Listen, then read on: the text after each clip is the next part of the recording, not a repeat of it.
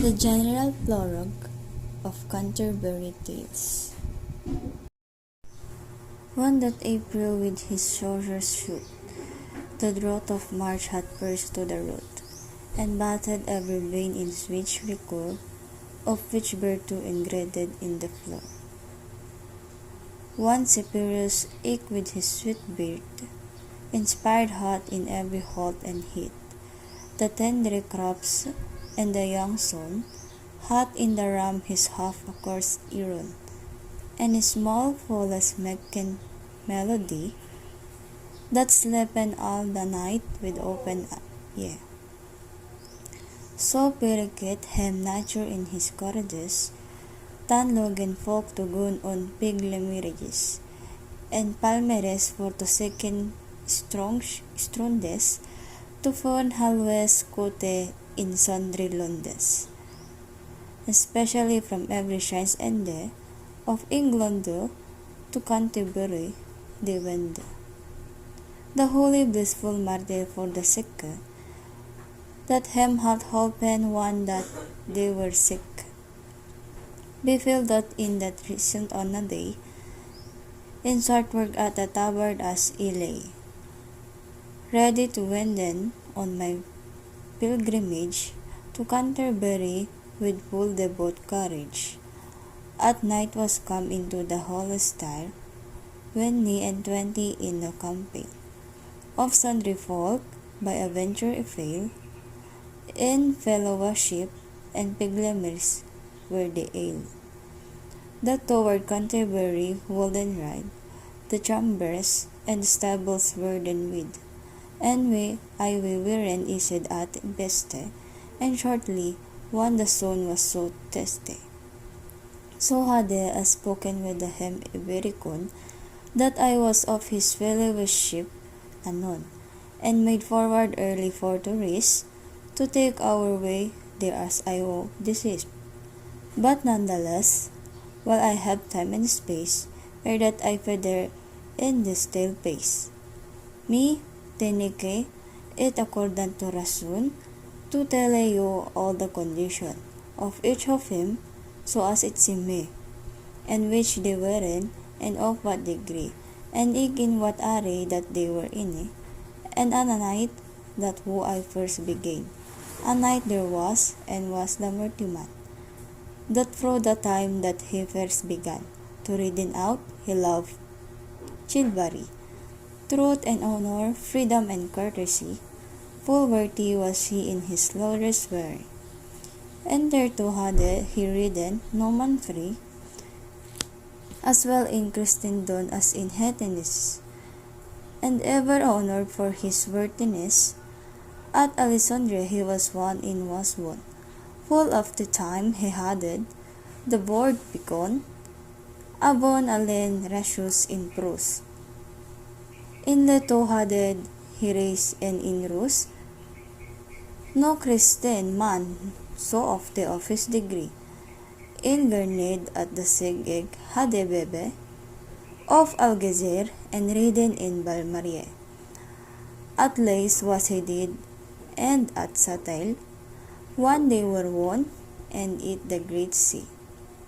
At many of a noble army, had hebe, at mortal battles had he been 15s, and froten for our fifth at Tramissens, in latest thrice, and slain his foe.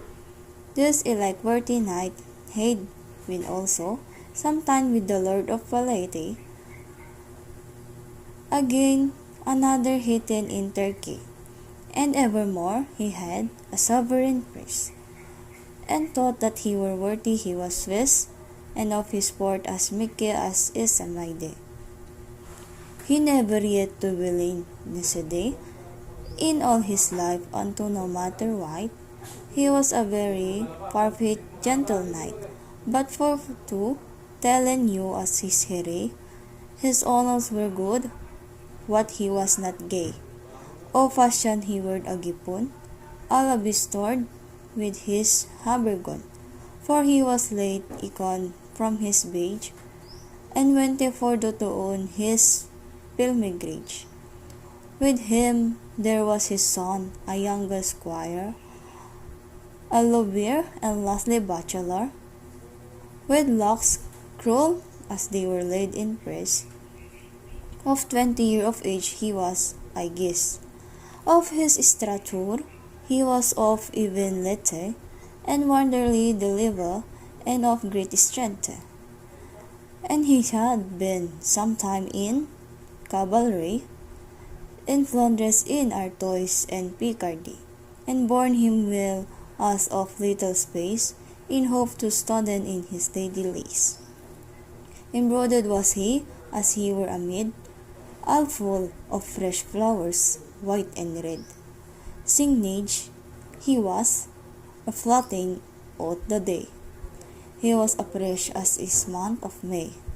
Short was his gown, with sleeves long and wide. Well could he sit on us and fair right. He could, songes, make a well and day, just and eke dance, and well true and right.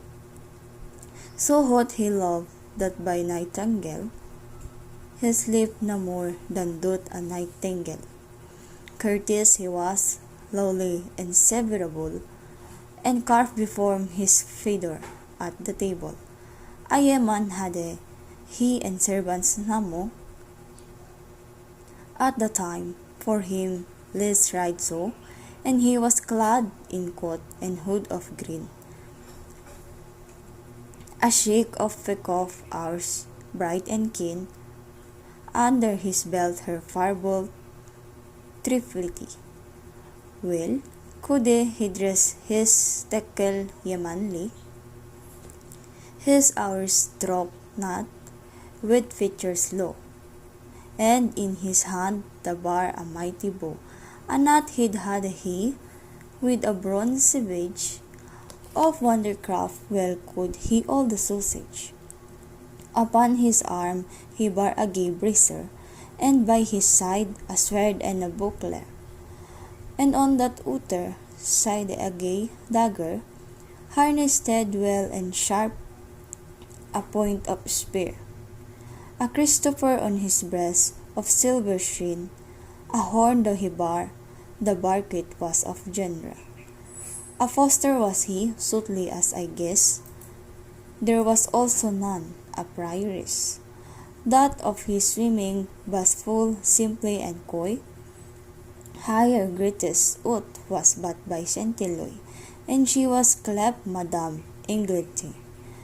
Full will she sung the service divine, enthroned in his nose full seemly, and French she spake, full fair and fetisly, after the school of Stratford at Sao.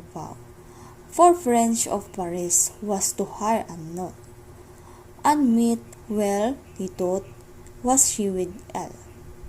She let no more's I from her lips pull, never his fingers in his sauce dip. Well could she cried, a morsel and well kept, that no drop he meal upon her breast, in courtesy was set full morsel he released. Her overlip wiped she so clean, that in her cup after drink had her writ wrote. Full trimly after her mete she wrote, and certainly she was of great ender spot, and full pleasant and amiable of port, and penade hard to counterfeit cheer of court, and to been statelish of manner, and to been holden din of reverence. But for the spoken of her conscience, she was so charitable and piteous. She would weep if that she sought a mouse, caught in a trap, if it were dead or bled. Of small-handed hoddy, she that she fed, with roasted flesh, or milk, and mustel bread. But sore swept she if one of him were dead, or if men smote it with a yerdes merte, and all was conscience and tendre herte.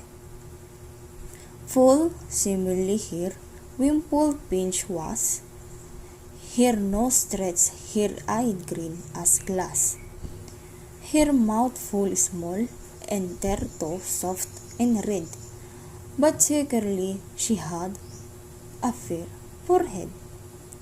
It was almost a span broad, I trow, for hardly she was not undergrown. Full fetish was her cloak as I was ware, of a small curl about her as she brought.